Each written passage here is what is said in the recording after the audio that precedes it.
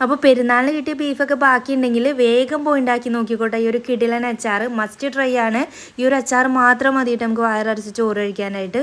അപ്പോൾ ഇതെങ്ങനെ ഉണ്ടാക്കണേന്ന് നോക്കുക. അപ്പോൾ ഇതാ നല്ല ബീഫിൻ്റെ പീസ് നോക്കി മാത്രം എടുക്കുക. എന്നിട്ട് ചെറുതാക്കി കട്ട് ചെയ്ത് കഴുകി ക്ലീൻ ആക്കിയിട്ട് വെള്ളമൊക്കെ നന്നായിട്ട് ഡ്രെയിൻ ചെയ്തെടുക്കുക കേട്ടോ.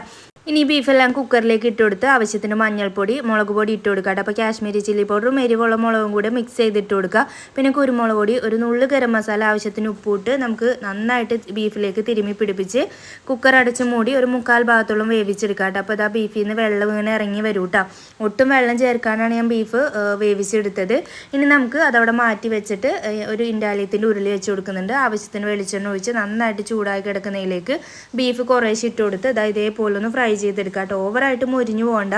ഇനി അതേ ഉരുളിയിലേക്ക് തന്നെ കുറച്ചും കൂടെ വെളിച്ചെണ്ണ ഒഴിച്ച് കൊടുക്കുക. കടുകിട്ട് പൊട്ടിക്കുക. നീളത്തിൽ അരിഞ്ഞ് കുറച്ച് ഇഞ്ചി ഇട്ട് കൊടുക്കുക. അതേപോലെ പച്ചമുളക് വട്ടത്തിൽ അരിഞ്ഞത്, കുറച്ചധികം വെളുത്തുള്ളിയും കൂടെ കട്ട് ചെയ്ത് ഇട്ട് കൊടുക്കുക കേട്ടോ. പിന്നെ കുറച്ച് കറിവേപ്പിലയും കൂടെ. ഇതെല്ലാം കൂടെ നന്നായിട്ട് മൂത്ത് ഈ ഒരു പരുവാകുമ്പോൾ ഇതിലേക്ക് മഞ്ഞൾപ്പൊടി, പിന്നെ എരിവിന് ആവശ്യമായിട്ടുള്ള മുളക് പൊടിയും കുറച്ച് കാശ്മീരി ചില്ലിയും കൂടി ഇട്ട് കൊടുത്ത് നന്നായിട്ട് മൂപ്പിച്ചെടുക്കുക. മുളക് പൊടിയുടെ ആ ഒരു പച്ച മണമൊക്കെ ഒന്ന് മാറി വന്നാൽ ഉപ്പ് ഇട്ട് കൊടുത്ത് ആവശ്യത്തിന് വിനാഗിരിയും കൂടെ ഒഴിച്ച് കൊടുക്കുക.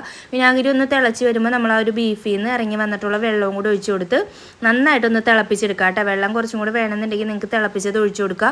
എന്നിട്ട് ഇതെല്ലാം കൂടെ ഒന്ന് തിളച്ച് വരുമ്പോൾ നമ്മൾ ഫ്രൈ ചെയ്ത് വെച്ചിട്ടുള്ള ബീഫ് ഇട്ട് നന്നായിട്ട് തിളപ്പിച്ചെടുക്കുക.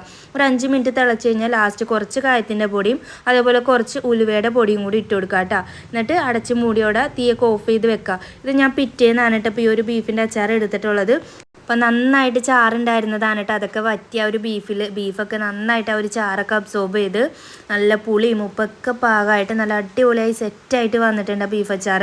അപ്പോൾ ഇതൊന്ന് ട്രൈ ചെയ്ത് നോക്കിയിട്ട് ഞാൻ എങ്ങനെയുണ്ടെന്ന് പറയാം കേട്ടോ. നല്ല അടിപൊളി ടേസ്റ്റായിരുന്നു. മസ്റ്റ് ട്രൈ ആയിട്ട് ഉണ്ടാക്കി നോക്കിയിട്ട് എന്തായാലും അഭിപ്രായം അറിയിക്കുക.